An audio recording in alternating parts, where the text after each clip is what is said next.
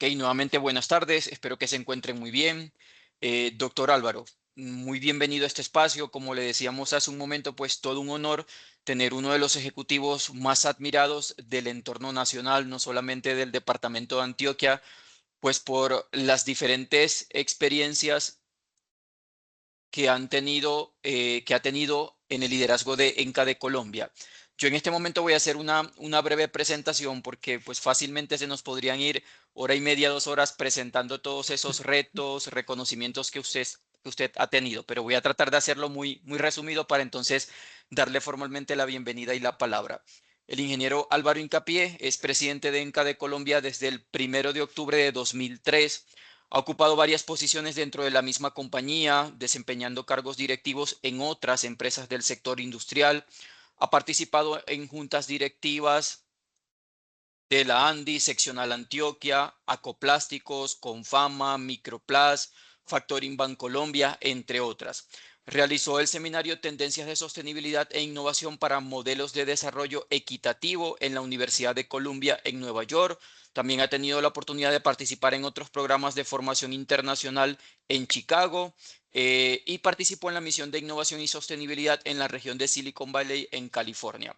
Ha sido galardonado en diferentes ocasiones como ejecutivo emprendedor, condecorado con el premio al empresario colombiano del año en la categoría Ave Fénix, reconocimiento otorgado por la Universidad del Rosario en alianza con las revistas Dinero y Semana. Entonces, doctor Álvaro, pues con esa presentación quiero nuevamente agradecerle su participación en este espacio. Para nosotros, desde la Universidad EIA y específicamente desde la TED Business School, tener una conexión directa con el ecosistema empresarial es muy relevante y representa mucho valor en la formación de nuestros estudiantes. Nos encanta mucho estudiar de esas bases de datos como Harvard Business y manejar el método del caso en todas las asignaturas, pero no hay nada mejor como aprender de los ejecutivos que tenemos en el entorno local y que son una referencia así como usted. Así que bienvenido y ahora sí le doy la palabra. Bueno, muchas gracias, Marixa y Moisés. Me siento muy contento, muy halagado de estar con ustedes. He seguido muy de cerca todo lo que es la escuela. Tengo dos hijos que se graduaron de allá. Eh, en estos momentos uno de ellos trabaja en JP Morgan, gracias a lo que ha logrado con ustedes, porque después hizo también una especialización y la hija trabaja en estos momentos en una compañía en Estados Unidos, vive en Estados Unidos. Entonces, mil gracias, me siento como en casa y muy contento de participar aquí con ustedes en este conversatorio. Muy bien, muchas gracias. Marixa, te doy la palabra para que saludes a los compañeros porque acá hay estudiantes que están contigo y también que están en otro curso. Bueno, un saludo especial para todos. Maritza López, docente de competencias gerenciales, quienes no nos hemos conocido todavía, seguramente lo haremos cuando estén ya finalizando su MBA. Felices de conversar con, con los héroes reales, eh, con los que han sufrido, porque yo creo que uno cuenta muy rico la historia cuando tiene vida positivo y es empresario del año, pero cuando está en la mala y viendo a ver cómo paga la nómina, yo creo que es bueno recordarlo para saber cuál fue el camino para salir de ahí. Entonces, delicioso y un privilegio hablar con Álvaro, con quien ya habíamos hablado antes en el MBA, pero no nos cansamos de traerlo porque es un caso impresionante de reconversión y de recuperación empresarial. Muchas gracias, muy rico estar aquí con ustedes. Bueno, entonces ahora sí comenzamos. Como le habíamos mencionado, doctor Álvaro, el conversatorio buscamos que sea un poco desestructurado para promover la interacción también de los participantes con usted.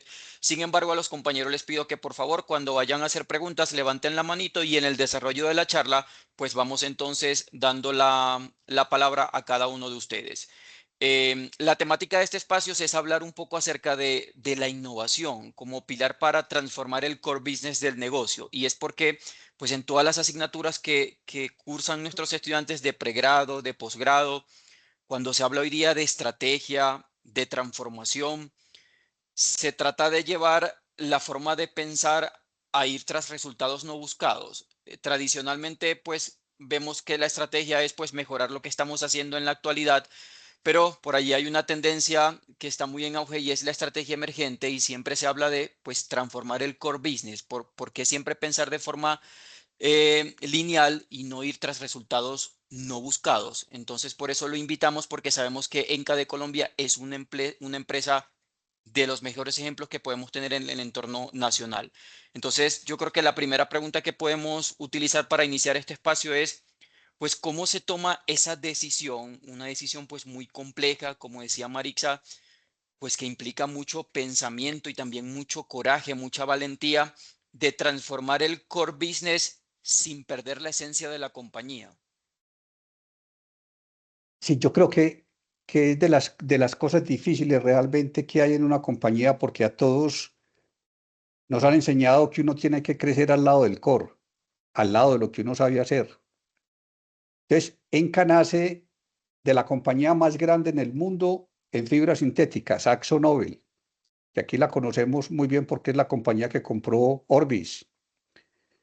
Eh, Era la compañía más grande en el mundo, entonces uno decir, voy a renunciar a, a lo que mejor sé hacer, eh, se vuelve muy difícil, se vuelve muy complicado.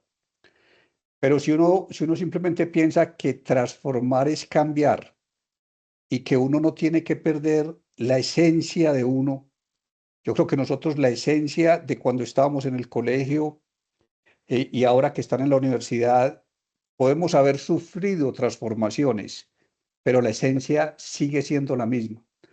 Entonces, cuando uno piensa que uno no tiene que renunciar a la esencia y que simplemente Enca es una compañía que nace en el 64, hace ratico, nace para hacer materias primas para la industria textil. ¿Y por qué industria textil? Porque en los 70, en los 80, eh, incluso a principios de los 90, eh, Enca era una compañía que estaba entre las 10 más grandes en Colombia. Lo mismo Coltejer, lo mismo Fabricato. El sector textil era absolutamente fuerte en Colombia. Entonces, por eso AkzoNobel, la compañía más grande en el mundo en hacer fibras sintéticas, se viene para Colombia porque Colombia era un país absolutamente fuerte en el sector textil. Entonces, decir que uno va a renunciar a lo que es, no. Cambiamos de transformar materias primas. Antes transformábamos materias primas que eran derivados del petróleo. Ahora transformamos basura y la convertimos residuos en materias primas sostenibles. ¿Cuál es la esencia? La esencia es alta ingeniería para coger una materia prima, independientemente que sea un derivado del petróleo para el sector textil o independientemente que sea una basura para que sea para valores para sostenibilidad. Eso es realmente la esencia que no se pierde. Entonces, convertimos materias primas en soluciones industriales, sean unas derivadas del petróleo o sean unas que provengan de residuos, de basura. Pero la esencia realmente no se pierde. Y recordemos que la transformación, independientemente en lo que en el sector que uno esté, es un proceso de construcción. Eso es una transformación, un proceso de construcción seguido por un avance, es decir, decisivo y dividido en tres etapas: personal disciplinado, pensamiento disciplinado y acción disciplinada. Pensamiento disciplinado, porque ahí entre el personal está el liderazgo y está el primero el quién y después el qué. En pensamiento disciplinado, porque tenemos que afrontar los hechos por difíciles que sean. Ejemplo, una de las compañías, de las 10 compañías más grandes en el mundo, era una de las compañías más rentables. Nosotros pertenecíamos al grupo empresarial antioqueño y el grupo empresarial antioqueño muchas veces se encartaba con los dividendos que pagábamos porque no sabían qué hacer. De ese nivel era la rentabilidad, pero había que afrontar que nos habíamos quebrado. Eso es muy difícil, pero hay que afrontar los hechos por difíciles que sean. Y en ese pensamiento disciplinado, algo que es muy importante es un concepto simple de negocio, que todo el mundo entienda. Porque cuando todo el mundo entiende qué estamos haciendo, cuando ese concepto es simple, es fácil de medir y es fácil de que todo el mundo se mete en eso. Y la tercera etapa es acción disciplinada. Y la acción disciplinada es cultura de disciplina. Entonces, es un proceso de transformación en donde tenemos tres etapas: personal disciplinado, pensamiento disciplinado y acción disciplinada. Muy bien, súper claro. Marixa. Álvaro, yo quiero salirme un momentico, volver un poquitico a la historia, porque a mí la historia de Enca me parece fascinante. Eh, y la historia reciente de Enca sos vos, ¿cierto? Eh, no quiero pues personalizar, pero las empresas recorren el camino que recorren sus líderes, ¿cierto? Y, y Enca en 2003, cuando yo recuerdo, pues tengo por aquí mis notas que en 2003 estuviste designado presidente. Recientemente había salido Axon Nobel, hacía 3 o 4 años, me imagino, recuerdo yo, y la había comprado el GEA. ¿Cierto? Que salgan los grandes, los que han sido los fundadores, los que sabían, y salen básicamente porque ya no veían negocio, porque veían que esto estaba muy difícil, porque aquí no iban a quedarse a... Entonces venden, me imagino yo que por cualquier cosa, digámoslo, pero venden más o menos barato. Venden a un grupo de empresarios antioqueños que no sabían de la tecnología que tenía Enca, que básicamente venden, yo creo que por un ánimo también como de salvaguardar la empresa antioqueña. ¿Qué tan importante fue ese respaldo? Porque si uno contrapone esto con otras empresas que corrieron otras suertes, por ejemplo, fíjate que en el caso de Coltejer fue al contrario, ¿cierto? Sale participación colombiana y entra participación extranjera y eso cambia también la ecuación. Vos Volviendo a esas épocas, ¿vos crees que eso fue importante? ¿Eso cómo marcó tu presidencia? ¿Eso cómo marcó la ruta de inversión que luego tuvo que hacer Enca, apostándole por salir adelante? No, fue fundamental. Y eso se dio en varias etapas y les voy a contar un poquito de eso. Cuando sale el grupo Axo Nobel, que sale porque había decidido salir del sector de fibras y textil, la participación que tenía el grupo Axo Nobel se la vende a una compañía mexicana, que es el grupo Alfa. Creo que es el segundo grupo más importante en México. El grupo Alfa había querido comprar en Enca muchos años antes porque era absolutamente rentable y no se la habían vendido.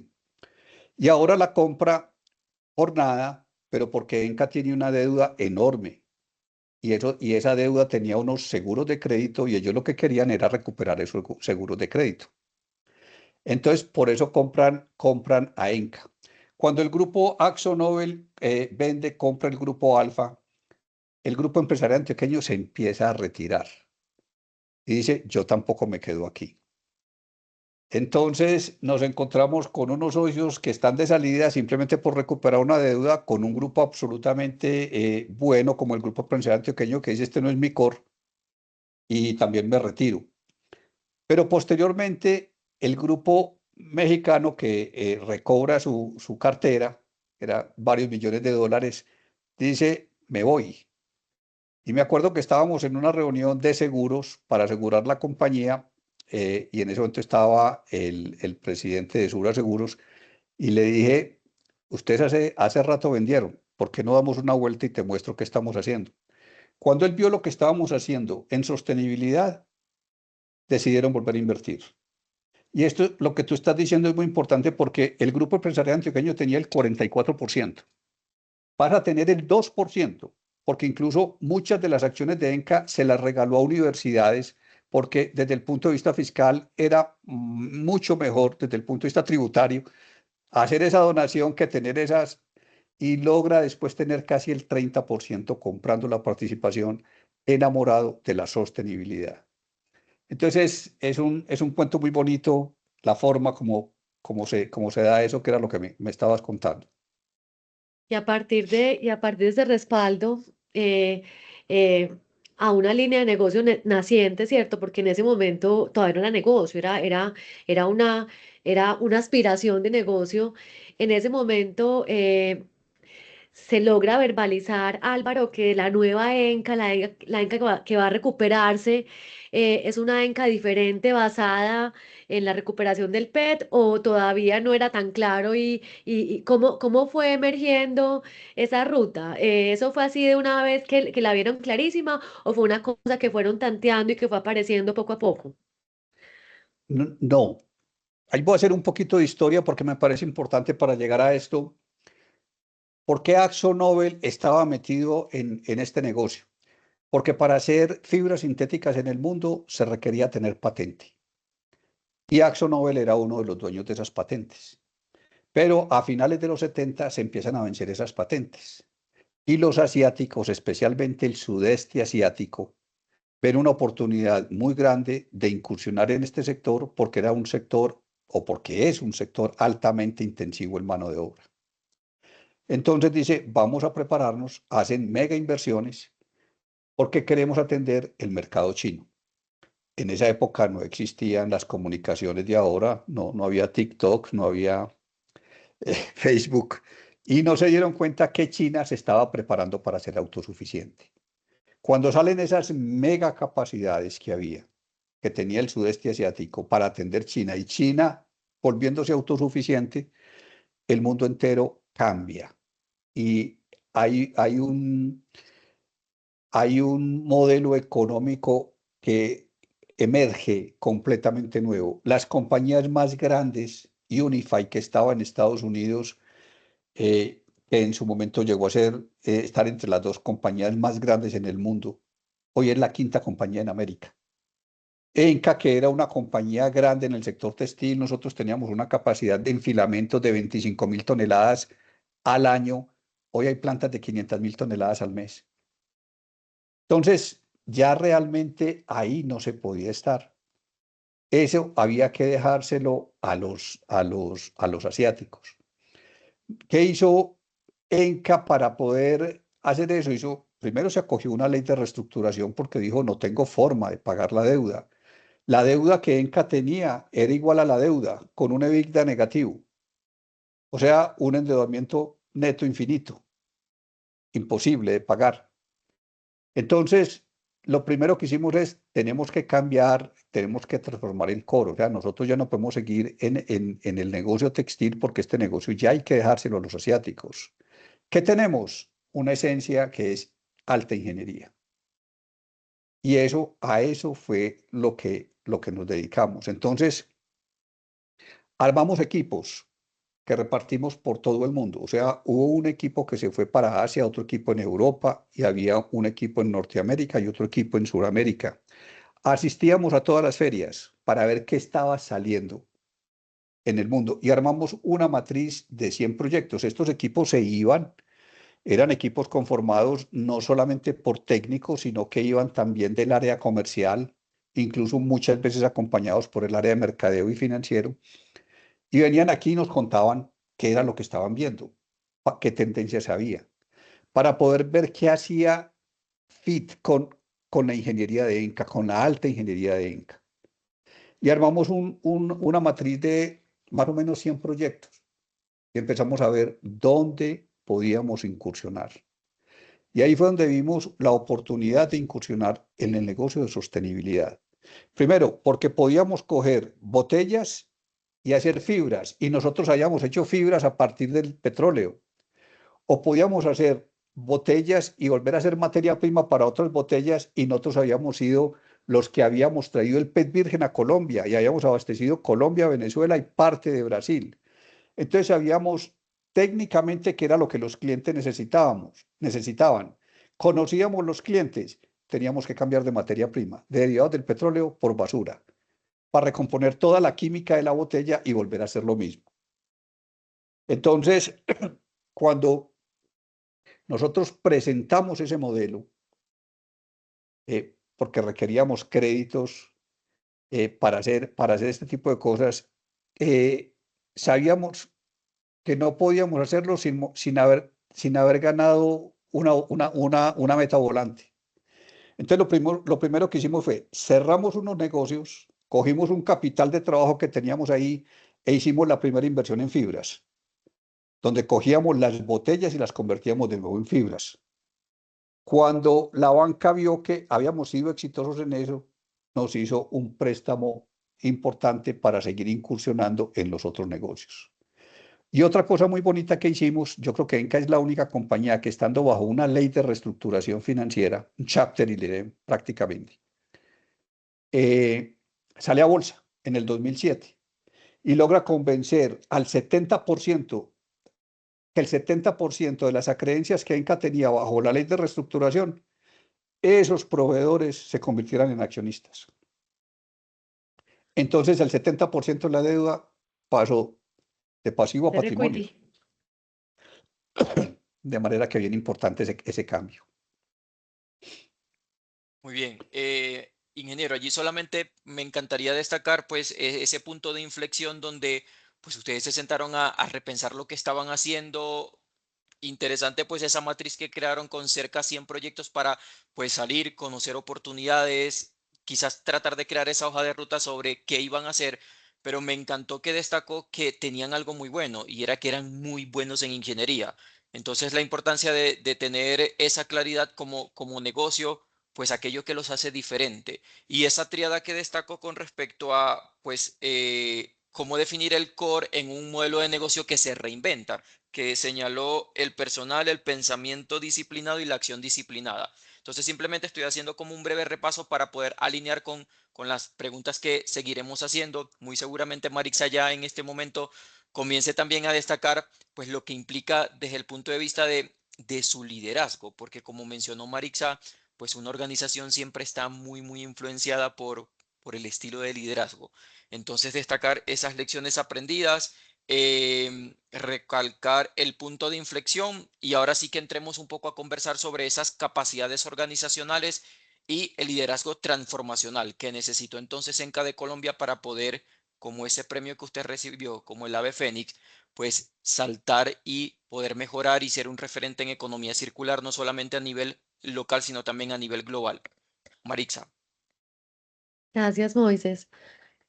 Yo tengo que puntualizar una cosa que me parece a mí que es otra jugada maestra y es la salida a bolsa.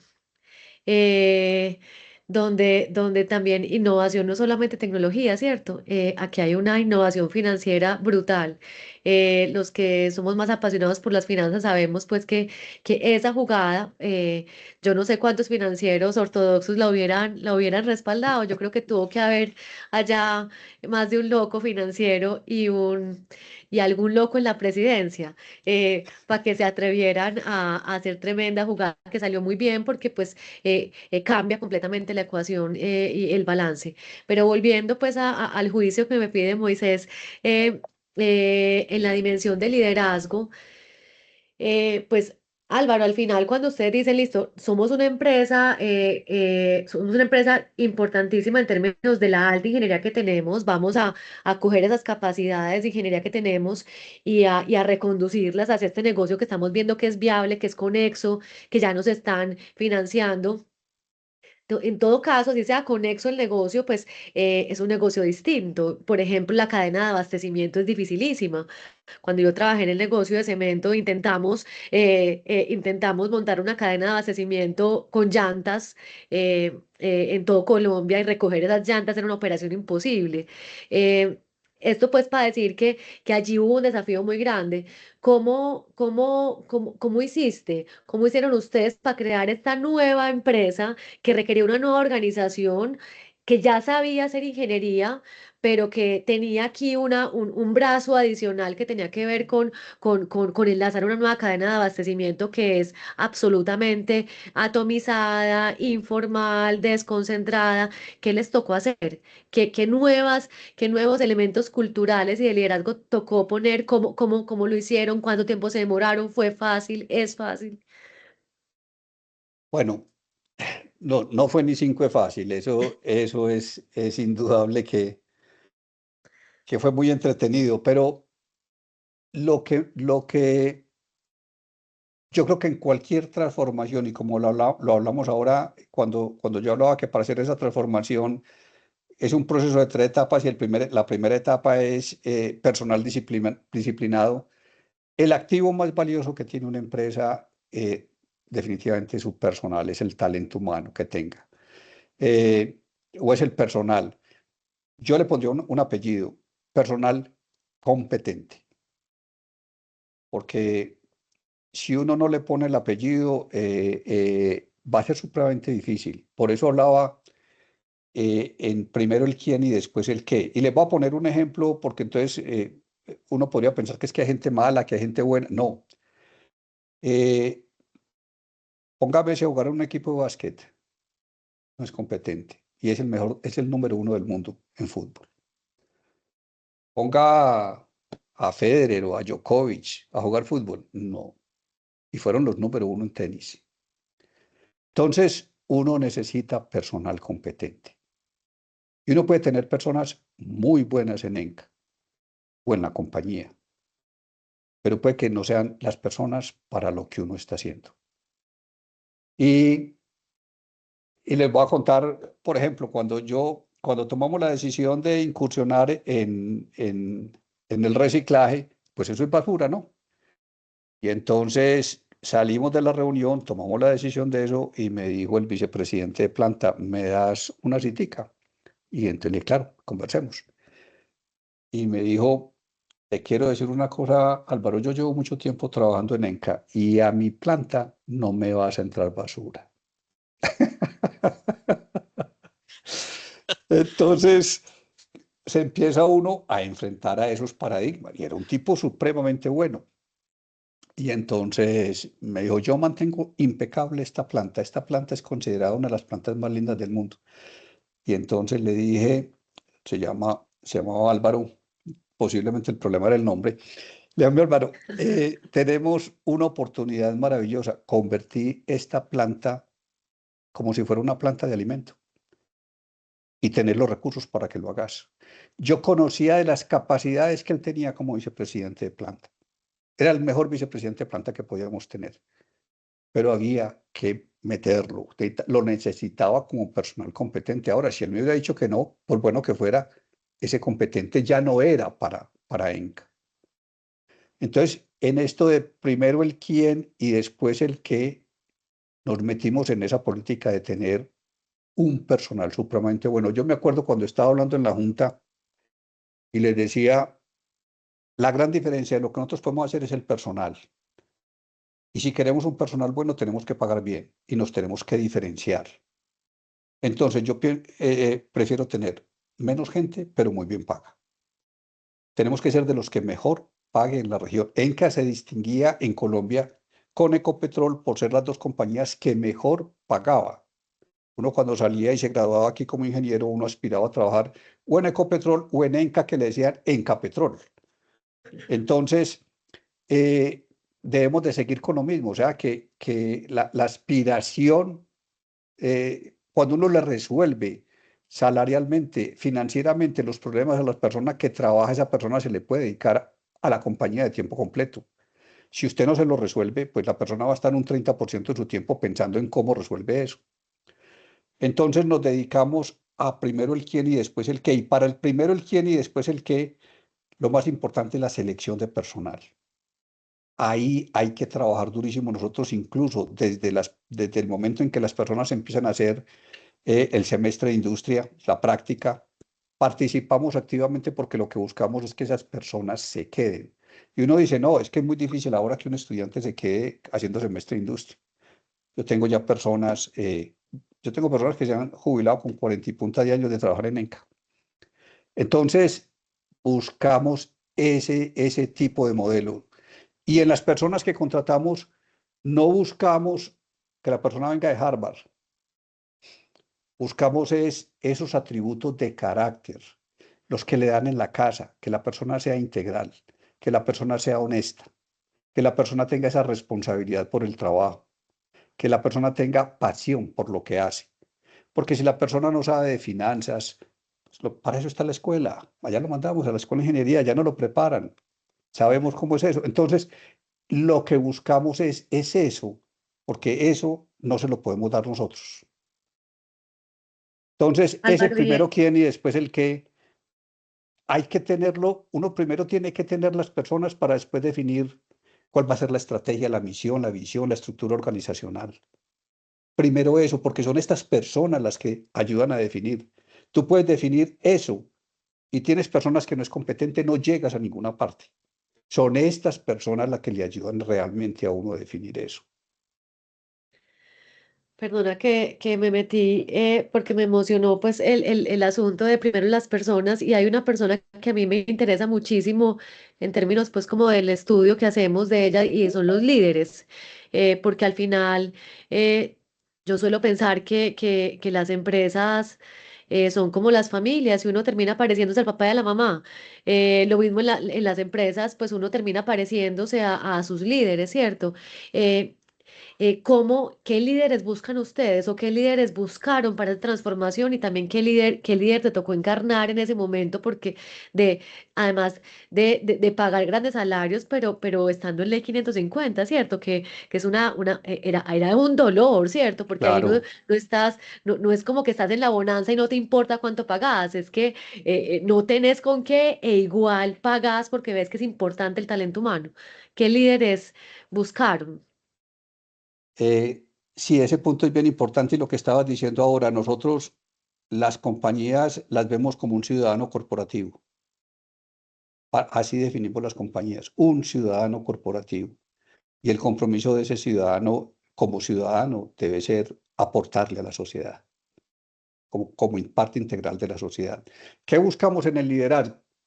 Entonces, parte de lo que es el personal disciplinado es liderazgo y primero el quién y después el qué. Si uno mira ese liderazgo, debe ser un líder que lidere desde el ejemplo. Debe ser un líder, nos encanta una definición que tiene Jim Collins de lo que es humildad después de un trabajo que él hizo de investigación en Estados Unidos para que las compañías, cómo habían hecho las compañías que pasaron de ser excelentes, fuera de serie, a ser las mejores. Y ahí él definía el liderazgo como la combinación entre humildad y una voluntad férrea de hacer lo que haya que hacer para sacar la compañía adelante. Humildad, ¿por qué? Humildad porque no nos la sabemos todas. Entonces, esa humildad, ¿cómo se logra? Fue un cambio muy grande en Enca porque Enca venía, cuando las compañías llegan a ser tan grandes, a repartir tantos dividendos, a ser el chacho del paseo, a ser el más galletica, sale la soberbia. Y entonces teníamos que hacer ese cambio también de soberbia porque pues, era la compañía que mejor filamento y fibras hacía en el mundo. La marca Enca es una marca europea reconocida a nivel mundial, a tal punto que los japoneses eran los mayores fabricantes de las maquinarias y cuando montaban una empresa en cualquier parte del mundo solicitaban que los filamentos o las fibras para hacer la primera corrida fueran marca Enca porque eran los que menos desperdicios y mejor corrían en la maquinaria. Entonces, uno se empieza a creer el chacho y la soberbia nunca es buena consejera. Y yo pienso que lo que le tocó vivir a Enca como ciudadano fue bajarse la soberbia y montarse y definimos uno de los valores como la humildad.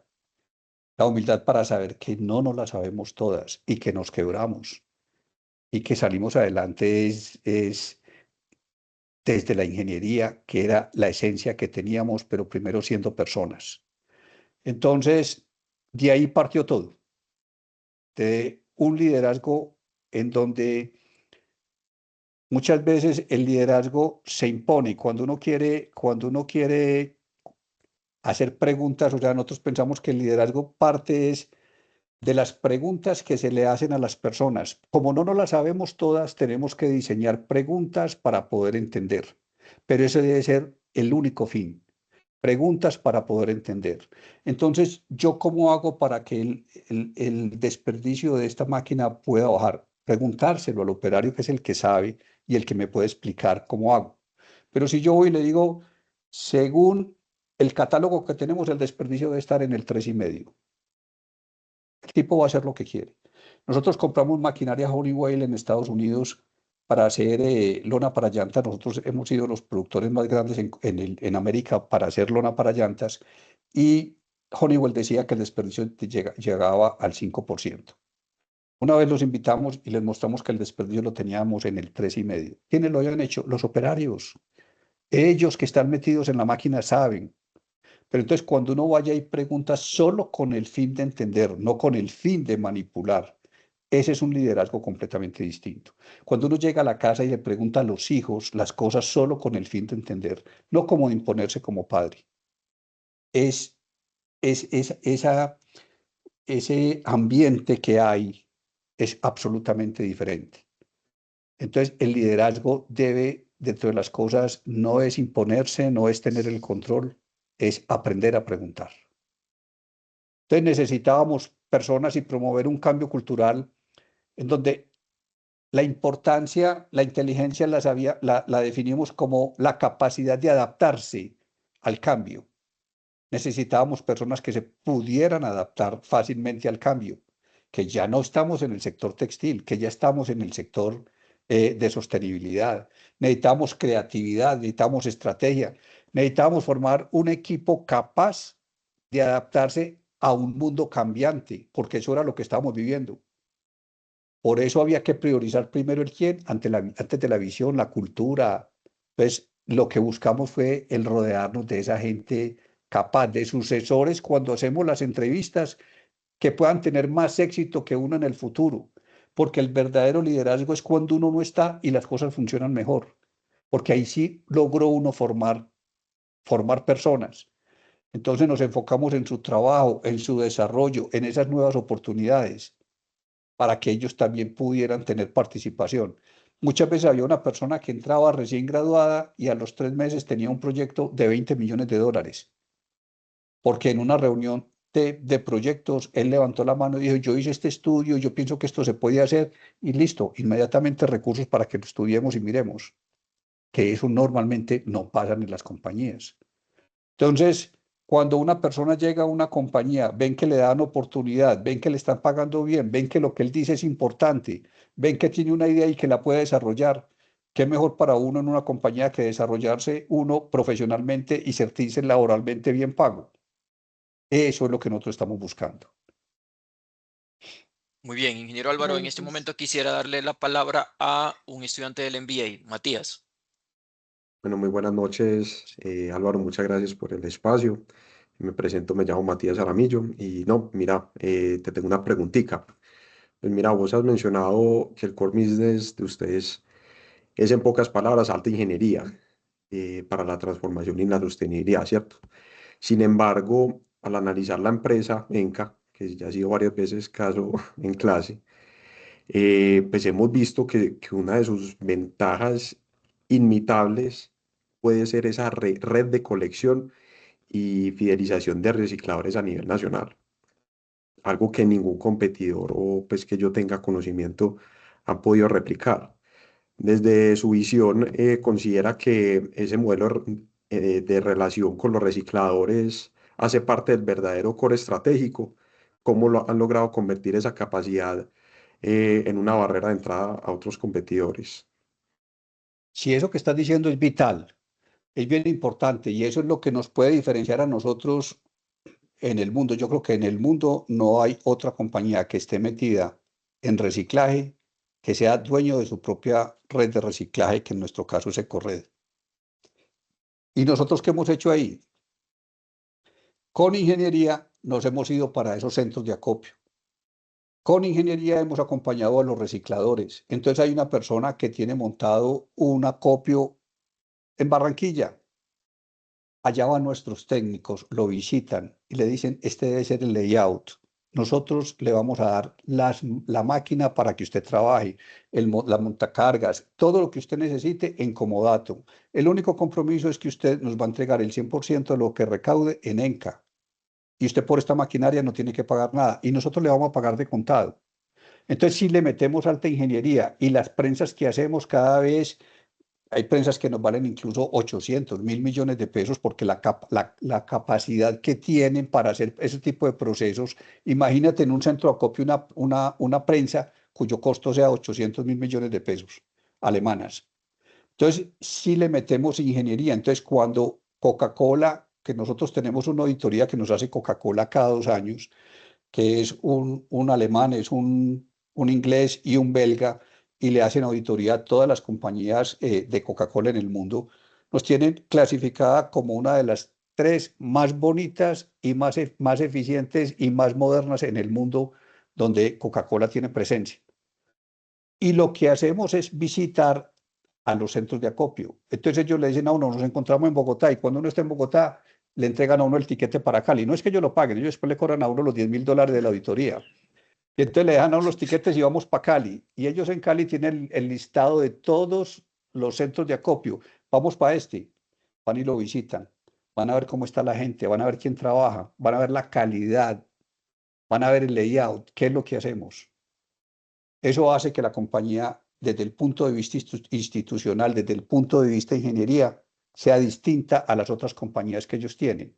El costo, el precio al final va a ser el mismo que nuestra competencia. ¿Qué me diferencia? La institucionalidad, la ingeniería y la marca de la compañía. Esa va a ser la gran diferencia. Entonces, sí, nosotros incluso la gran diferencia que tenemos ahora en Colombia, que salió la ley PUSO este año, plásticos de un solo uso, somos una compañía que somos capaces de hacer trazabilidad de qué centro de acopio viene la botella.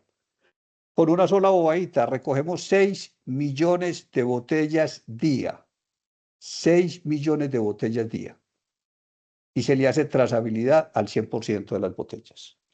Pero importantísima la pregunta, y es el gran diferenciador con respecto a las prácticas que tienen las demás compañías. Pero en el fondo, ¿por qué se logró eso? Por el talento humano, por la ingeniería que tenemos. Eso fue lo que nos permitió decir un día, ¿y por qué no tenemos nuestra propia red de reciclaje? Ese es el diferenciador. Muy bien, Muchas ingeniero, gracias, Álvaro. quisiera aprovechar la pregunta que hizo Matías porque me parece que Enca también es un ejemplo pues en lo que tiene que ver con la construcción de ecosistemas y entre los stakeholders de ese ecosistema pues asociado a lo que preguntaba Matías de los recicladores, pero pues ustedes también tienen un ecosistema donde están los clientes, los proveedores, aliados internacionales y son un ejemplo en creación de ecosistemas. ¿Algunas lecciones estratégicas que pueda compartir con los estudiantes sobre cómo construir de forma exitosa ecosistemas? Eso que estás diciendo es fundamental porque somos una cadena y si uno de esos eslabones se rompe, no tenemos nada. Entonces, lo primero, acoger los recicladores. Un ejemplo bien simple. Cuando entramos a pandemia, las compañías todas se pararon, ¿no? A nosotros nos dieron permiso a los 20 días porque estábamos trabajando para sector alimentos, que era envases para agua, para gaseosas. Pero sacaron una normativa que los mayores de 60 no podían salir a las calles. Nosotros teníamos muchos recicladores mayores de 60 años. Afortunadamente teníamos una base de datos donde estaban todos y mientras estuvo esa normativa, cada 15 días a esa familia le llegaba el mercado. Entonces, es que somos una familia, desde los recicladores. Entonces, hoy por hoy, por ejemplo, trabajamos para que los recicladores en el gobierno haya una legislación para que en la tasa de aseo haya algo que se le reparta a los recicladores. Cuando inauguramos un centro de acopio, uno ve las declaraciones de los recicladores. No se me olvida una vez que estábamos inaugurando un centro de acopio en Bogotá y fue una persona, un reciclador, a dar su testimonio y dijo, yo vengo de un pueblo y a mí me dijeron que lo mejor era aquí en Bogotá para trabajar la construcción. Y yo tenía 10.000 pesos y entonces me compré una pala y me fui para una construcción para que me contrataran. Esa era. Hoy trabajo como reciclador, mi señora trabaja en un centro de acopio y entre los dos nos ganamos más de 2 salarios mínimos. Entonces, ese tipo de cosas, o sea, es un sector absolutamente deprimido. Y hoy el sector reciclador, por la compra de las botellas de Enca de Colombia, recibe más de 270.000 millones de pesos.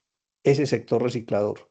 Entonces, trabajamos de la mano con ellos para que en el gobierno tengan más ventajas y para que las leyes que se saquen los tengan en cuenta a ellos. Luego siguen seguimos nosotros como transformadores que cogemos la botella y la convertimos en gránulo para hacer otra botella, pero luego siguen los embotelladores. Entonces, ellos tienen muchísimos problemas, hay veces en los municipios o en las ciudades. Hay municipios y ciudades que dicen, a mí no me vuelve a entrar aquí una botella de plástico. Entonces no pueden entrar sus camiones para vender agua, para vender gaseosa. ¿Qué hacemos? Nos traemos las autoridades de esos municipios y les mostramos que las botellas se están reciclando. Con eso les dan permiso a ellos para volver a entrar. Entonces, nosotros nos tenemos que convertir en el brazo de sostenibilidad de nuestros clientes y nos tenemos que convertir en los que hablan ante el gobierno por los recicladores. Muchas veces hacemos campañas, entonces cogemos, yo creo que la primera en la historia que juntamos a Bavaria, Postobón, a PepsiCo, a Coca-Cola, para en una campaña donde dijimos, en la costa se recoge el 25% de las botellas y vamos a aumentarlo un 30% más. Y logramos que estas compañías pusieran plata para comprar entonces motocarros, para comprar uniformes, para dotarlos a ellos de ventajas para ese tipo de cosas. Esos son esos ecosistemas que hay. Hacemos campañas para ir a limpiar playas. Entonces, esto es de la mano, que entre todos tenemos que poner algo para poder hacerlo. Si uno de esos eslabones falla, si los recicladores no están, entonces hay que pensar en otras cosas. No es que no se pueda. Europa funciona sin recicladores, con estaciones de transferencia. Pero aquí, ¿cómo vamos a montar estaciones de transferencia si tenemos gente que necesitamos que del estrato 1 pase al 2, que el 2 pase al 3, el 3 pase al 4? Eso es lo que enriquece un país. Muy bien, Álvaro, súper claro. yo quiero ahondar un poquito más en tu cadena de abastecimiento, porque a mí, pues, personalmente me parece que que es el corazón competitivo de Enca. Obviamente la ingeniería está ahí, pero esto otro que ustedes han logrado en un país con tantos problemas de informalidad, de pobreza, los problemas logísticos de transportar cualquier cosa y basura, mucho más, en fin, basura, ¿cierto? Que lo digo, suena despectivo, pero sabemos que no hay tal. Entonces, volviendo a la cadena de abastecimiento, yo quisiera pues aquí plantearte como dos preguntas y es una, eh, ¿cómo se ha repensado ENCA de Colombia en su organización para darle esa prioridad a la cadena de abastecimiento? O si lo tienes en otra, en un spin-off, yo sé que me vas a responder, pero como para que todos sepamos cómo maneja ENCA ese gran motor de competencia que tiene en su cadena de abastecimiento. Y dos, ¿qué riesgos ves? ¿Cierto? Porque pues en algún momento Ecuador, por ejemplo, estuvo muy activo intentando eh, traer, importar, yo no sé si todavía pasa, PET usado de Colombia. También ha habido pues como amenazas de otros países, pues sobre todo de cercanos. ¿Cómo se maneja eso? ¿Cómo se protege eso? ¿Qué están haciendo ustedes? ¿O ese riesgo no lo ves tan grande? Sí, es un riesgo supremamente grande y ese Ecuador que tú mencionas es muy complicado manejar porque Ecuador tiene ley de depósito que no lo tiene Colombia. Entonces Ecuador, el gobierno tiene un fondo que por cada botella que lleven paga una plata.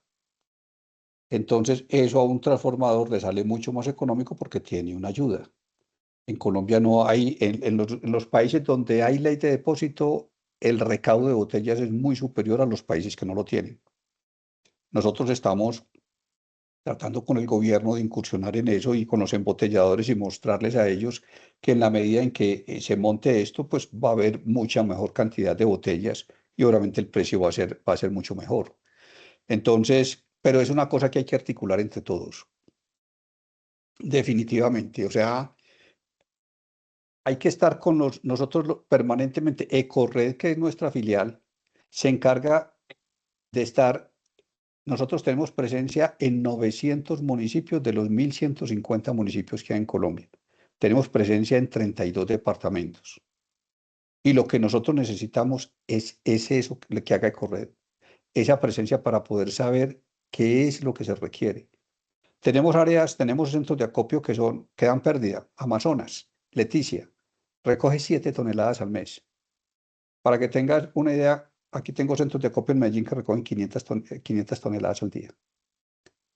Este recoge 7 toneladas al mes.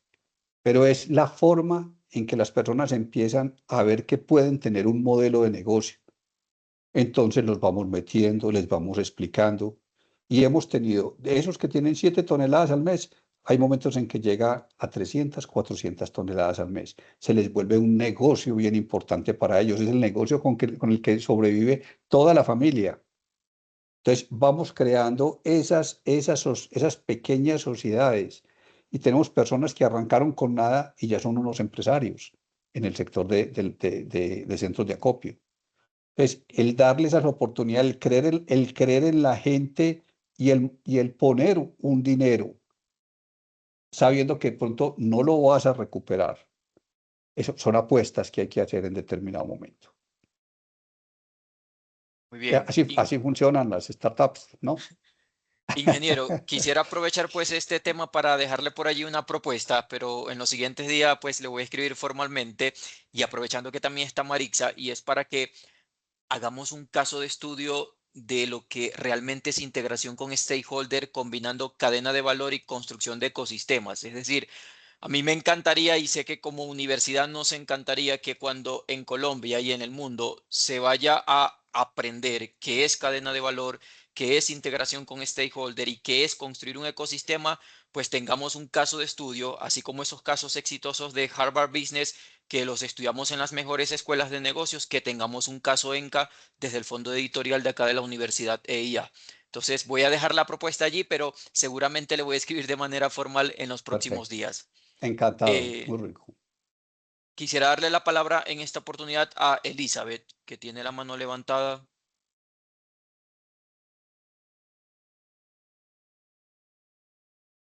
Eli, no te escuchamos.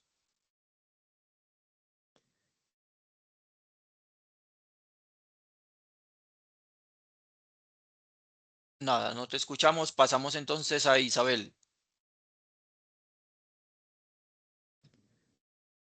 ¿Me escuchan? Sí, te escuchamos, Isa. Perfecto.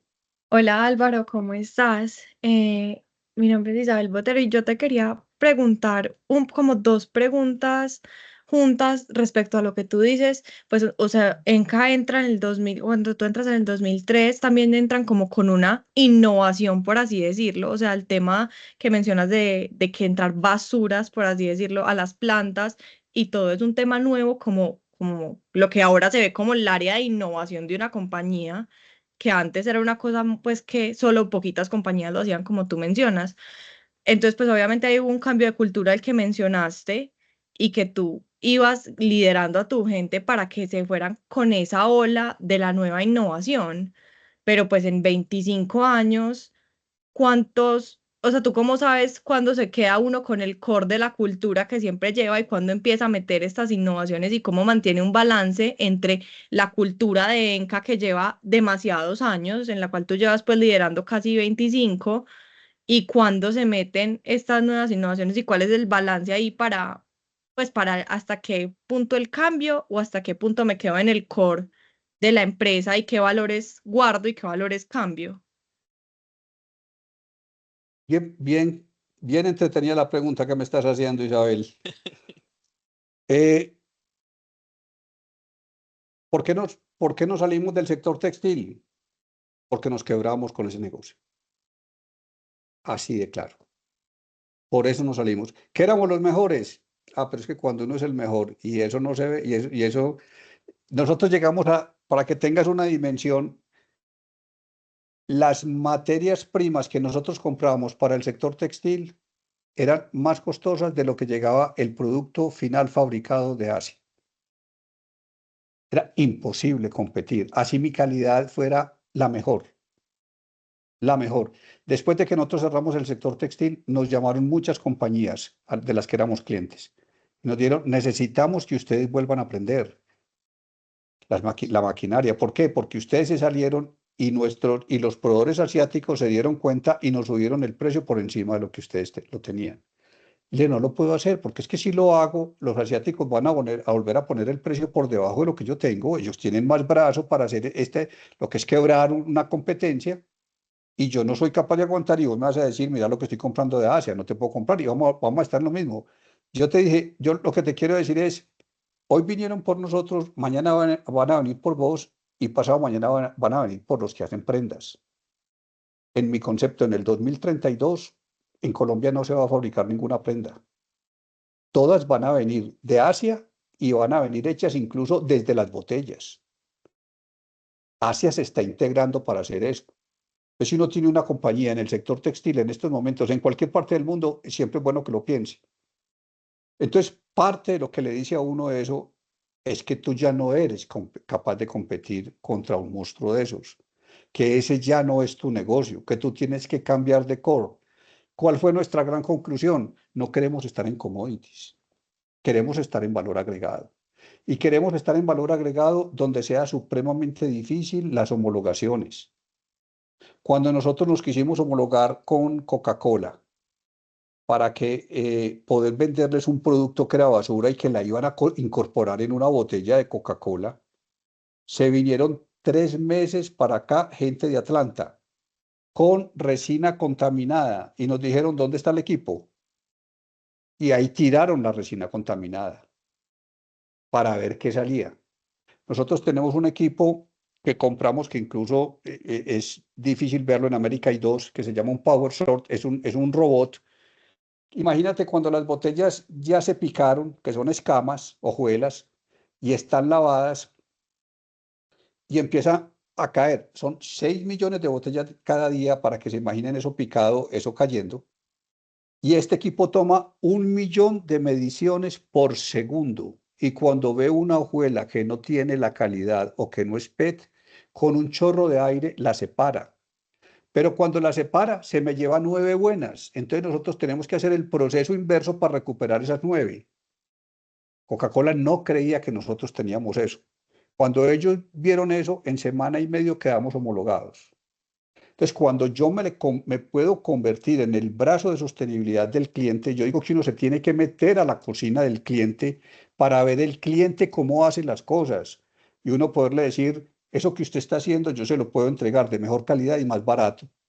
Cuando yo le quito a él algo que está haciendo en la cocina y yo lo empiezo a hacer, difícilmente se me va a meter otro ahí. Entonces, a uno lo sacan cuando uno no tiene el tamaño o cuando uno no está haciendo la calidad que es y cuando tú ya no eres rentable. En ese momento tú sabes ya que tienes que cambiar de core, que tienes que cambiar de negocio. Y eso fue realmente lo que nos pasó. ¿Cuándo deberíamos cambiar nosotros? En el momento en que veamos en que esto ya no está siendo rentable para nosotros. Yo tengo algo que digo en los comités. Cuando sacamos un producto, a los 2 años va a ser obsoleto. Entonces tenemos que prepararnos para ver qué vamos a hacer dentro de 2 años. O cómo vamos a ser más eficientes. Considero que las compañías que van a sobrevivir en el mundo en sostenibilidad van a ser las compañías más eficientes y las compañías que tengan códigos de buen gobierno, que sean institucionales. Porque eso va a ser la diferencia que me va a dar con otro que no es institucional. Un embotellador de los más grandes del mundo me dijo, si usted no me deja ser socio de Ecored, de su red de reciclaje, yo no le compro. La respuesta fue, entonces no te vendo, porque es que yo a través de Ecored le vendo a los embotelladores que son competencia tuya. Si vos estás en la junta directiva, te vas a dar cuenta de los precios. Y eso no es ético. Yo no, entonces me voy. Perfecto. Se fue, le compraba la competencia, se dio cuenta que las prácticas no eran las más legales, ya volvió. Quiso volver por la institucionalidad. Entonces, eso también lo tienes que tener en cuenta tú en tu negocio. Tienes que tener una compañía que sea institucional para que le dé credibilidad no solo a tus clientes, sino tus proveedores, tus acreedores, con todos. Que digan, es una compañía institucional y seria. De ahí la Muy Álvaro, importancia de primero el quién y después el qué. yo quiero ahondar en la pregunta de Isa en un matiz de la gerencia que a mí personalmente me da muy duro porque me enamoro mucho de mis productos y entonces me da muy duro darles de vida a muerte. eh, el gerente y el líder tiene que ser capaz de anticiparse, pues porque si uno se queda esperando a que el margen ya no dé para pagar la nómina, pues se quiebra. Eh, cómo te adelantas? O cuándo no te has adelantado y aprendiste algo? Porque es muy difícil este asunto de estar olfateando el mercado, de entender cuándo un producto ya no va haciendo, cuándo la tecnología ya va de salida, así te dé todavía rentabilidades, es muy duro. ¿Alguna práctica que ustedes tengan en Enca para ir olfateando qué cosas ya van a ir muriendo y entonces cómo reemplazarlas? ¿Alguna práctica que vos tengas como gerente que nos quieras compartir respecto de esto? Sí, permanentemente vivimos haciendo análisis de cierres de líneas, lo cual es complicado. Por aquí se me está yendo ya la energía, listo. Entonces, la línea de filamentos que la cerramos, ¿cierto? Filamentos de textiles. Hacíamos un análisis permanente y decíamos, esto tiene, si cierro esta línea, me quedan unos costos que son compartidos. Porque uno tiene, por ejemplo, el área de utilities se divide entre las líneas que uno tiene. Si yo saco esta línea, estos utilities siguen funcionando igual. Los compresores siguen funcionando, la planta de generación de energía, todo, tiene los mismos costos. No está hay que distribuir los costos de esto en las líneas que quedan. Entonces hay unos costos que quedan fijos, que son, los llamamos costos compartidos que no se pueden salir de él. Tengo un supervisor que me trabaja en filamentos y me trabaja en poliolefinas. Cierro filamentos, tiene que estar en poliolefinas, entonces tiene que cargarle eso. Cuando a ti la rentabilidad está por debajo de esos costos compartidos, ya es mejor que cierres porque ya estás dando menos pérdida si te quedas con esos costos. Esa es una de las líneas de las cosas que miramos. Lo segundo, empezamos a ver tendencias.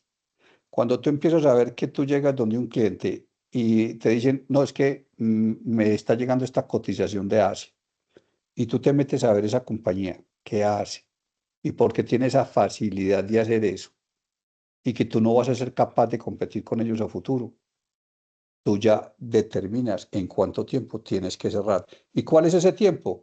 Lo que te demores en entregarle a tu cliente para que él no vaya a tener un tropiezo y pueda seguir importando, porque él va a hacer pruebas y si es y si es más barato, lo va a comprar. Entonces, ¿nosotros qué hicimos?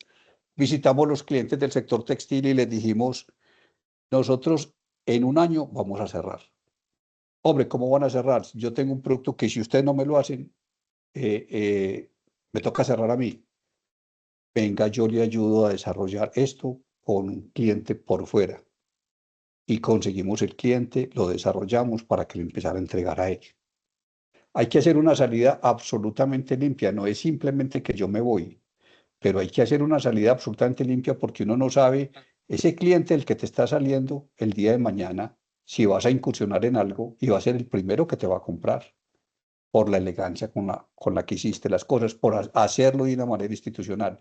Pero uno de los primeros, nosotros manejamos lo que es el throughput, para nosotros es una herramienta bien importante, el throughput.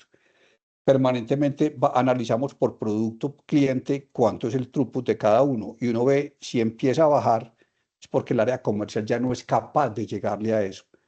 Y entonces uno dice, este producto va a salir de ser rentable. Entonces, yo creo que una buena práctica es decir, innovación que yo haga hoy, en 2 años es un commodity. En 2 años tengo que estar haciendo algo distinto. O tengo que estar haciendo algo para que el costo sea inferior. Voy a poner un ejemplo con ese. Nosotros cogemos las botellas y las transformamos de nuevo en producto para hacer otra botella. Ahí salía un desperdicio, la tapa y la etiqueta. ¿Qué hacíamos eso? Pagábamos por disponer. Empezamos a estudiar y montamos una planta en donde cogemos las tapas y las etiquetas y hacemos poliolefinas. Incluso ya tenemos un proyecto que debe salir el año entrante, que cogemos la tapa y sacamos otra vez otra tapa. Entonces le vendemos a los embotelladores. La botella la cogimos para hacer otra botella y la tapa la cogimos para hacer otra tapa. le cerramos completamente el ciclo de la botella. ¿A cómo me sale la materia prima de la tapa? A 0 pesos, porque está cargado ya en el de la botella. Entonces estoy siendo absolutamente eficiente para vender un producto que para mí va a ser muy rentable y yo le voy a poder vender mucho más barato de lo que él está comprando. Entonces es buscar ese tipo de eficiencias. Una de las cosas bonitas de ENCA es que nosotros decimos transformamos lo ordinario, la basura, en algo extraordinario, que es un envase en contacto con alimento, pero con 0 desperdicio, porque dentro de la planta el desperdicio que me queda de las tapas y las etiquetas va para la planta de poliolefinas. ¿Y qué me queda en la planta de poliolefinas? Unos finos de PET que van para la planta de fibras. Entonces tenemos 0 desperdicio. Muy bien, ingeniero. Acá como para recalcar algunas ideas, pues eficiencia e institucionalidad, porque son ideas que pues luego Marixa, mi persona, nuevamente conversamos en clases, entonces poderosa esa frase de que va a ser el futuro. Es el presente, pero sobre todo será el futuro de las empresas que se dediquen a sostenibilidad. La importancia de ver más allá del número para esos criterios estratégicos de renunciar, pues cuando cierro una unidad de negocio, cuando definitivamente ya saco un producto del mercado, entonces ver más allá del EBITDA o del resultado financiero, analizar las tendencias, lo que tiene que ver con pues cómo lo están haciendo los competidores y la salida limpia, que me parece súper bueno para mantener la reputación que tienen como empresa. En este momento quisiera darle la palabra a Samuel, estudiante de la maestría en finanzas. Ahí me escuchan. Sí, Samuel, te Perfecto. Sí. escuchamos. Hola Álvaro, yo soy ingeniero ambiental de la escuela. Al principio de mi carrera me enfoqué mucho a la gestión de residuos. Eh, Me parece muy interesante. ENCA hoy es un transformador, pero me queda muy como en la mente lo que dices de que ustedes le entregan la sostenibilidad al cliente, ¿cierto? La economía circular nace en Colombia desde las leyes de recolección de residuos o de responsabilidad entregada al productor, pilas, baterías, llantas, ley de envases y empaques. Ustedes, como en adyacencias y en otros negocios, ustedes le entregan a clientes embotelladores, le entregan certificados de recolección de residuos también, porque eso puede ser eso podría ser también una fuente de ingresos llamativa para ustedes. Nos dicen que tienen una capacidad de moler un montón de residuos totalmente, pues, como abrumadora. Esto puede ser una fuente de ingresos adicional. Entonces, ¿cómo se sitúa ENCA? Pues es una doble pregunta. Una es si lo tienen en su cadena de valor. La segunda es cómo te ves tú con el futuro de las nuevas leyes que puedan salir como la ley de envases y empaques que salió en el 2018, que pues que de lo que pues he entendido y de lo que es ENCA, ustedes están activamente operando bajo esta norma. Sí, esa es una gran ventaja. En Europa, como tú dices, lo cobran. Nosotros aquí lo estamos haciendo. Recordemos que este año salió la ley de plásticos de un solo uso, empezó en este año y empieza a exigir que un porcentaje de la botella sea reciclado, un porcentaje diferente en gaseosas que en aguas. Cada año va subiendo y que un porcentaje de lo que se consuma en PET en Colombia se recicle. Entonces, las embotelladoras, Coca-Cola, Postobón, requieren esos certificados para poder demostrarle al gobierno que están cumpliendo con eso, porque si eso no se hace, el gobierno tiene facultades para cerrar esas embotelladoras. Entonces, para ellos es importantísimo esos certificados y eso afortunadamente lo hacemos en Colombia. Hoy por hoy no lo cobramos. eh, lo hacemos como parte del negocio que tenemos con ellos por la venta del producto. A futuro yo creo que eso se va a poder cobrar como lo hacen en Europa. Eso es clave. Esa era una pregunta. La segunda, ¿cuál era? Qué pena. ¿Cómo se sitúan ustedes pues como para apoyar la transición, ¿cierto? Y esa norma que dices, por ejemplo, pues yo en este momento trabajo en Bancolombia y esa norma se estudió mucho porque iba a ser un riesgo de transición muy grande para los clientes, pues en Cano, pero los clientes que eran productores de plásticos de un solo uso. no tengo presente en tendencias nuevas, así como de normas regulatorias, pero ustedes cómo se ven eh, afrontando la transición a economía baja en carbono para otro tipo de residuos. Hoy están muy en plásticos, pero ¿qué otros tipos de residuos puede ver ENCA en los que podría estar jugando? Sí, nosotros permanentemente vivimos analizando. El RAE se vuelve supremamente importante, materiales electrónicos. Lo que, aquí lo que hay que pensar y lo que hay que hablar con el gobierno, por ejemplo, lo que hablaba ahora Marixa, fracasó el tema de llantas, tristemente. ¿Y por qué fracasa un tema de llantas? Porque el gobierno debería cobrar en la tasa de aseo lo que vale llevar las llantas a las compañías que son capaces de reciclarlas. Lo que hace inviable el reciclaje de llantas es el flete, tristemente. Entonces, en Europa eso está inventado. Bolsas plásticas, hay una compañía en Europa que recicla cantidades enormes de bolsas plásticas, pero el municipio y el gobierno se encarga de llevarle esas bolsas plásticas hasta la portería. Todo este tipo de cosas es lo que hay que ir hablando con el gobierno. Entonces, hay compañías que están dispuestas a hacerlo, pero no a pérdida. El problema es que la tasa de aseo que se cobra en Colombia es N veces inferior a una tasa de aseo que se cobra en Europa.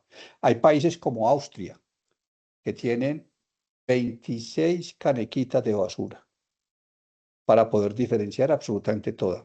Hay una que es de color naranja, por si no querés echar todo ahí, te llega en la tasa de aseo el cobro. ¿Por qué? Porque ellos estiman que en 2 años no van a tener rellenos sanitarios, no tienen espacio. Austria no tiene espacio para rellenos sanitarios. Entonces, el reciclaje es supremamente bonito. Yo digo que la basura es oro. Desafortunadamente, nos tenemos que unir, no solamente recicladores, con transformadores, con embotelladores, con el gobierno, para que tome las medidas adecuadas para que esto sea un negocio para todos y sea un negocio para el país. Es impresionante ahí que nosotros antes de la NTC de canecas, que hoy está vigente, teníamos más colores. Hoy solo tenemos tres, ¿cierto? Esa. Para lo normal, verde, blanco y negro. Antes teníamos, bueno, se me escapa, pero creo que estaba el gris también por Otras ahí. dos. Otras dos, entonces impresionante que antes estamos involucionando pues en la separación en la fuente y eso encarece la producción de empresas como la tuya. Es que lo que estás diciendo es la parte más vital en el reciclaje. Primero, cultura ciudadana. ¿Y eso qué es? Separar en casa las cosas como son para facilitar. Segundo, que el mercadeo se culturice para que las tapas, las etiquetas, los plásticos que use sí sean reciclables. Muchas veces juntamos en una botella que es reciclable con una pega para la etiqueta que lo vuelve veneno. Nos tocó una vez un embotellador muy grande que le dimos la instrucción a la red de reciclaje. Estas botellas no me las recogen. A los 4 meses me llama desesperado. El presidente de esa compañía: me tenés inundado Colombia de esta botella. Y le digo: no, si no cambias la pega de esa etiqueta no te la puedo recoger porque eso es veneno para el reciclaje. Nos tocó reunir 100 personas en Bogotá de todo el área de mercadeo para que entendieran, ir a Europa nosotros, contarles cómo lo deberían hacer. Eso no es nuestro trabajo, pero para nosotros era una mayor venta. Eso es lo que digo yo: meterse en la cocina del cliente y decirles: vea, ustedes pueden hacer esto con esto y esto y esto. Con las botellas ámbar no se reciclaban, ustedes las veían por todas partes. Nos tocó con Bavaria ir a decirles: señores, para reciclar las botellas ámbar usted le echa un aditivo que eso es veneno para el reciclaje. Una cuchilla para picar esas botellas no dura un día, no las voy a reciclar. Nos tocó ir a Europa para mostrarles que se podía echar un aditivo diferente al que echaban y que no se comía las cuchillas y que se volvía a reciclaje.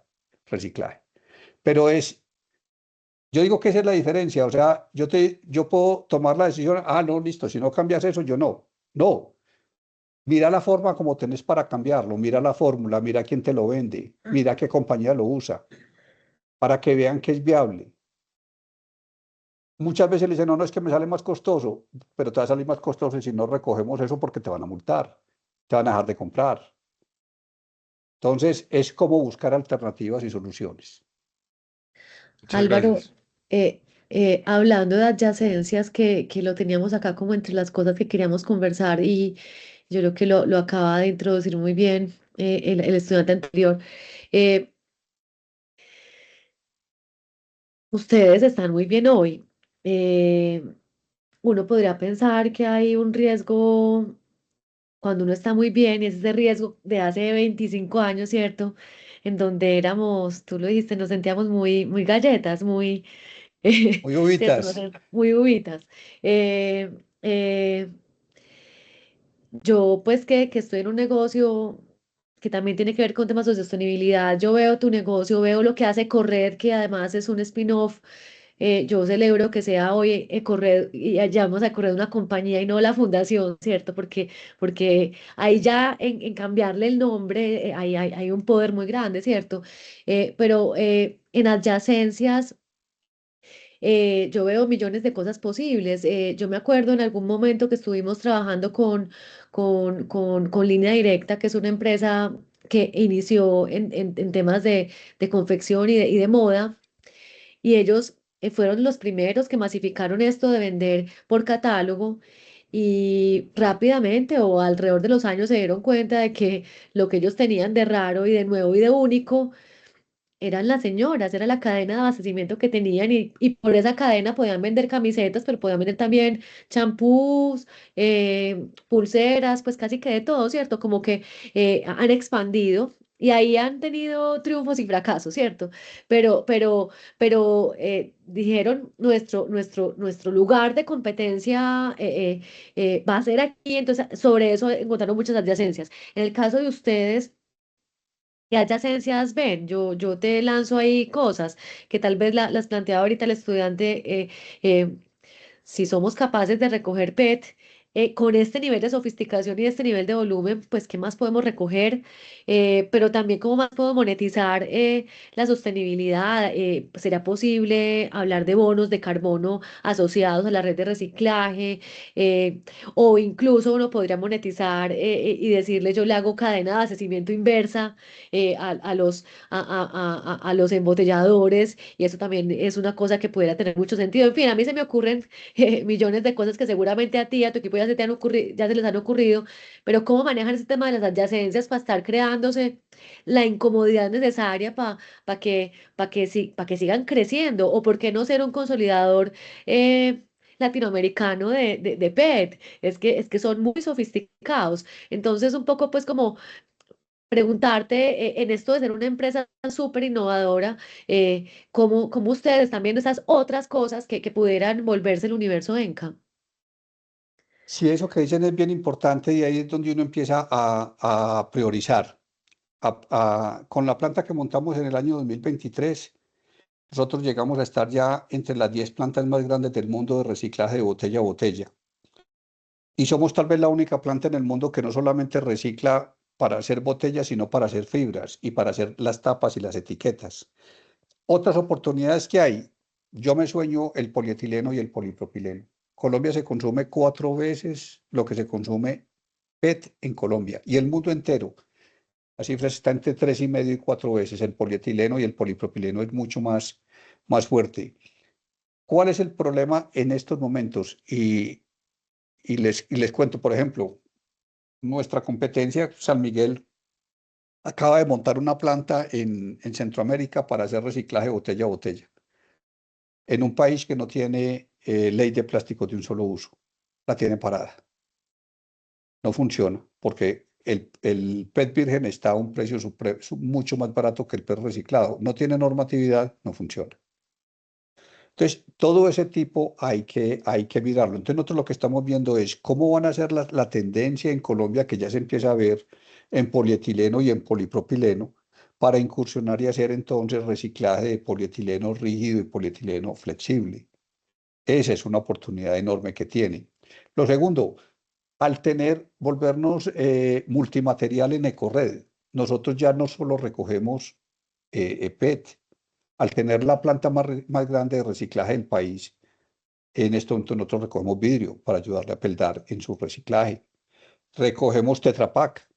Entonces, volverse uno, al tener esa red, ¿cómo hacemos para que los que están haciendo ya un reciclaje y otras cosas también puedan tener un producto aprovechando esta red? ¿Qué le conviene a ENCA y a Ecored?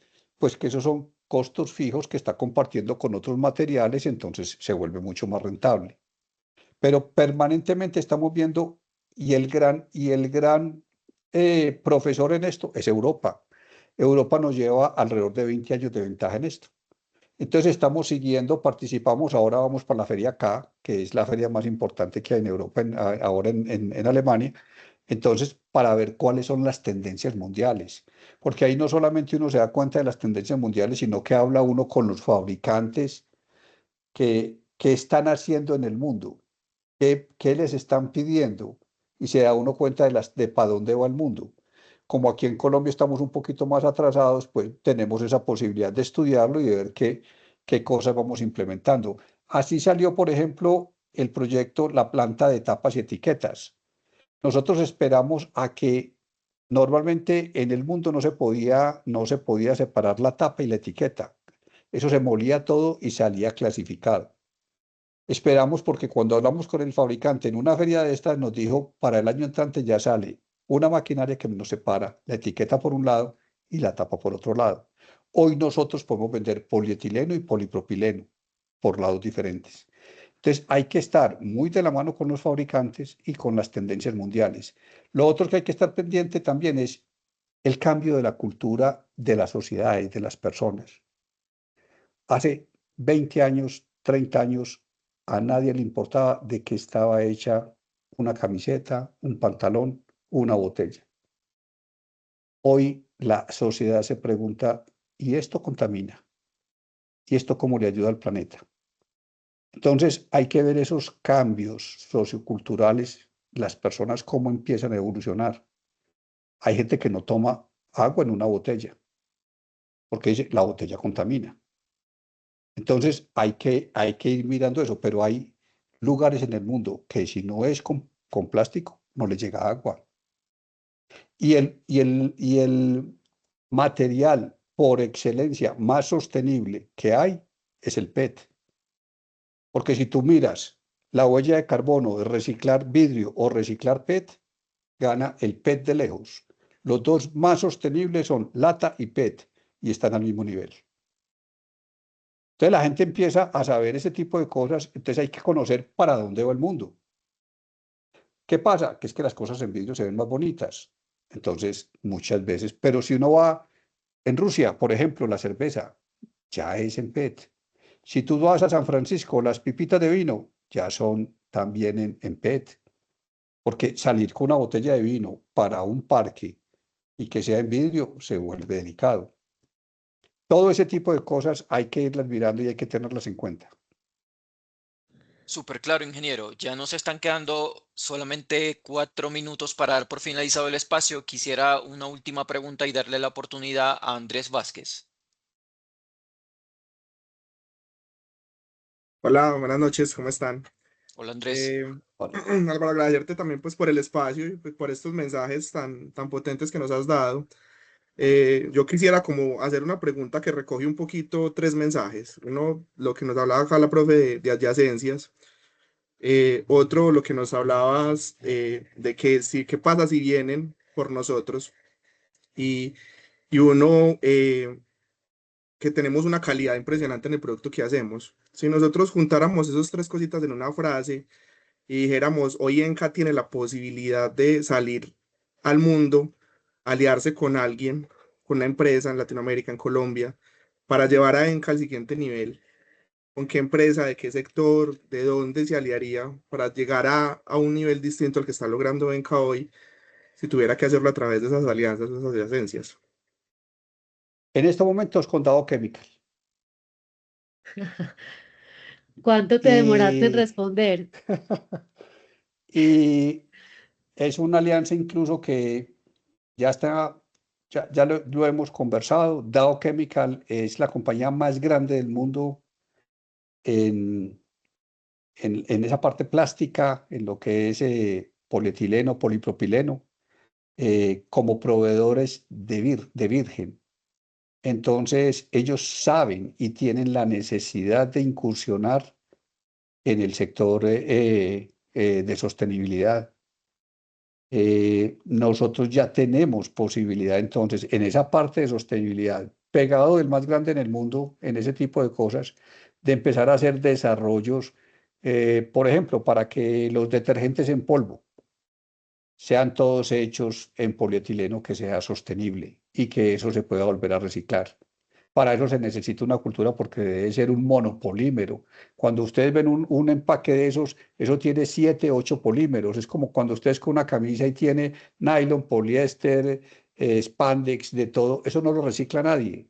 Entonces es lo que estamos empezando a hablar. Pero a mí me parece que a través de Dow Chemical, que es el más grande en el mundo en virgen, en polietileno y polipropileno, y nosotros una compañía que hemos avanzado en la parte de sostenibilidad y de reciclaje, eh, es un matrimonio muy bonito y fuera de eso es una compañía completamente institucional con un área de innovación bien importante, entonces para nosotros nos parece un matrimonio perfecto.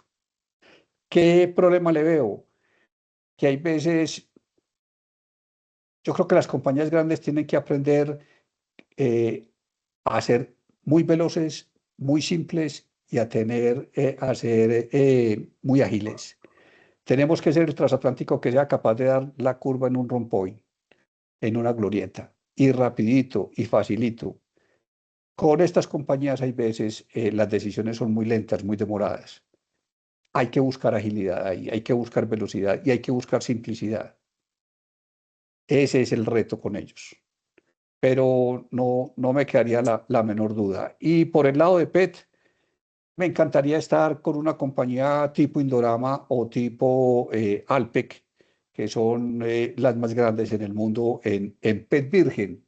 Entonces se nos vuelve una combinación con el PET reciclado, porque podríamos decirle a las embotelladoras, ¿cómo quiere que le entregue el PET? Con una mezcla 50-50, 50 virgen, 50 reciclado. Él tiene el virgen, nosotros el reciclado. Entonces sería una belleza. Y eso podríamos poner esas mezcladoras en cualquier parte del mundo. Pero Con esto, ese es uno de los sueños.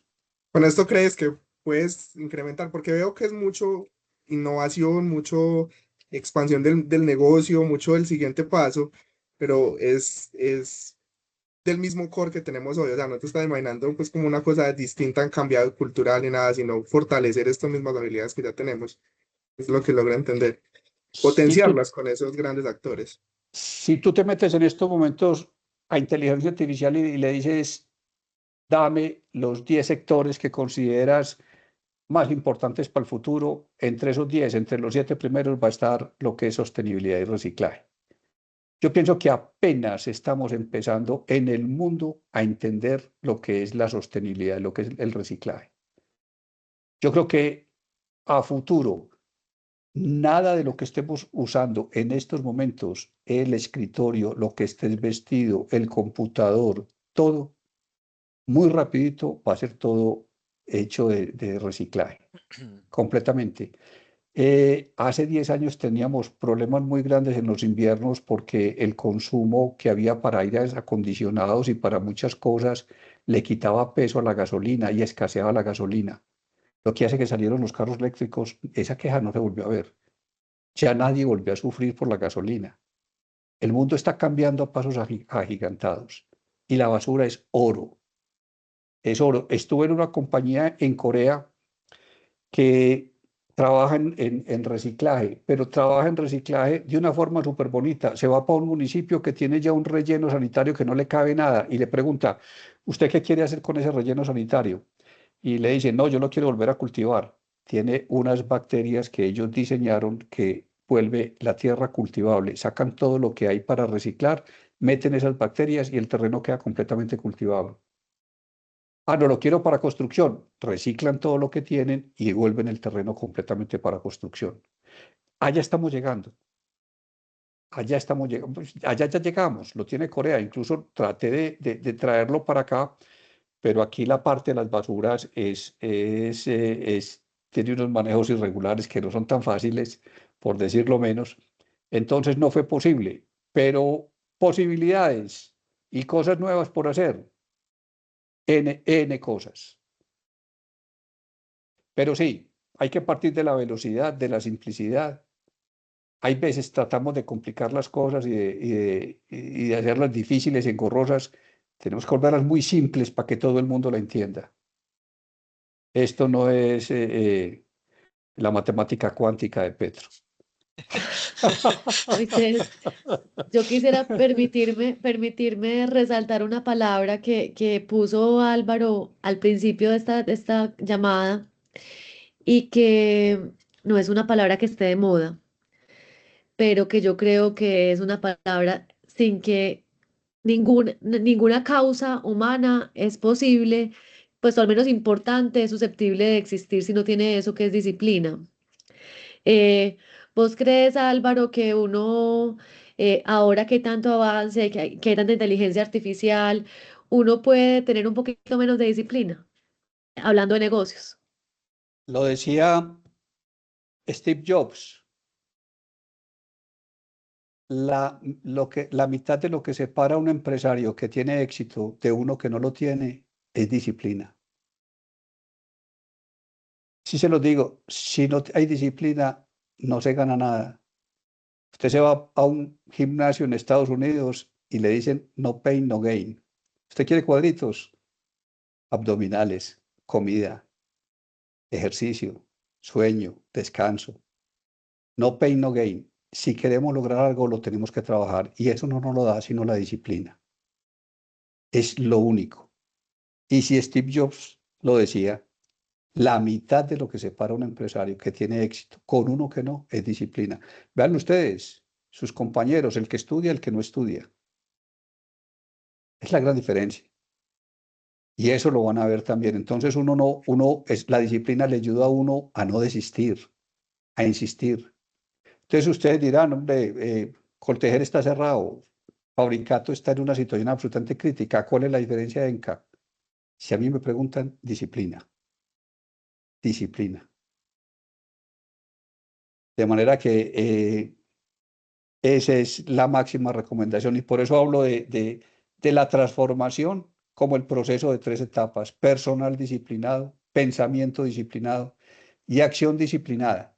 Y esa acción disciplinada es bien importante porque cuando uno tiene personal disciplinado, no necesita jerarquías. Cuando tú no tienes pensamiento disciplinado, no tiene burocracia. Y cuando uno tiene acción disciplinada, uno no necesita controles excesivos, porque los controles excesivos lo único que le quitan a uno es tiempo para estar innovando. Entonces, la disciplina es vital para mí, es tal vez de las palabras más importantes. Súper claro el mensaje, Maravilloso. ingeniero. Y de hecho, por eso que menciona de la burocracia es que no tiene secretaria. Y aquí como para compartir la anécdota con los participantes, cuando yo lo quería programar, yo le dije, ingeniero, me pasa por favor el número de su secretaria para revisar la agenda. Y cuando me dijo, no, yo no tengo secretaria, yo de una vez pues recordé una conversación que había hecho ya con Jorge, también vicepresidente de ENCA, y recordé la eficiencia operativa por la que trabajaron ustedes. Entonces automáticamente cuando me dijo que no tenía secretaria, lo recordé y ahora lo volví a recordar. Entonces de verdad que eso lo tienen muy, muy institucionalizado en ENCA de Colombia. Además de esa palabra que mencionaba Marixa de disciplina, recalcar también la simplicidad, como lo señaló ahorita, y eso lo ha demostrado en todas estas lecciones que ha compartido con nosotros. Desde lo que tiene que ver con personal, porque recalca la importancia del personal disciplinado y cómo el personal pues simplemente genera un efecto dominó en todo lo que queremos buscar como fines corporativos. Desde la estrategia, desde criterios estratégicos para tomar decisiones de renuncias, la importancia de estar siempre revisando el macroentorno, de compararnos qué tanta competitividad podemos tener en una línea de producción, pero mirando pues quiénes son los mejores a nivel mundial. Definitivamente, pues lo escuchamos a usted y podemos entender por qué son una referencia no solamente en Colombia, sino a nivel mundial. Nosotros tendremos la fortuna el martes 30, vamos a estar visitándolos por allá por la planta. Eso me contó Ojalá pues Marta. lo podamos saludar, pero será todo un honor estar allá presencial. Desde acá, desde la universidad, ingeniero Álvaro, siempre para servirles. Ya sabemos que tenemos pues No solamente contacto con usted, sino como lo mencionó al inicio, pues sus dos hijos egresados de acá de la universidad. Tuve la fortuna de ser profesor de Pedro y pues entiendo mucho todo lo que venía escuchando en la conversación. Entonces ya le doy la palabra simplemente para que usted mismo haga el cierre y pueda pues entonces despedirse de los participantes que seguramente todos estamos muy agradecidos por estas lecciones que ha compartido. No, a ustedes muchas gracias por la invitación y lo único que quiero como decirles a ustedes es que Enca dejó de ser una compañía de las más importantes a nivel mundial en el sector textil para convertirse en una compañía de economía circular y repito, lo hizo por la alta ingeniería que tiene. Pero más allá de transformar materiales, lo que realmente transformamos fue nuestra forma de pensar.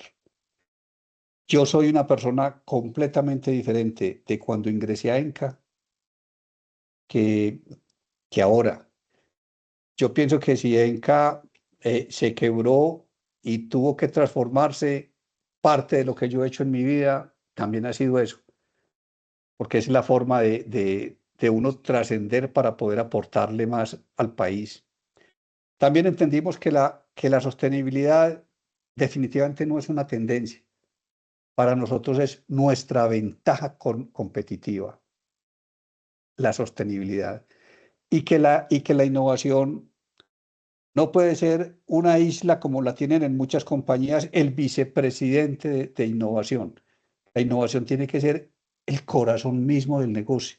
Permanentemente tenemos que estar. Pero es una innovación con propósito, con método, con impacto, con disciplina, para que realmente se pueda hacer en todos los procesos. Lo que Marixa decía ahora, ¿ustedes creen que uno quebrado va a pensar salir a bolsa? Eso es innovación financiera. Eso realmente es innovación financiera. Entonces, lo que tenemos que hacer no es, mejor dicho, la innovación no es para nosotros adaptarnos al futuro.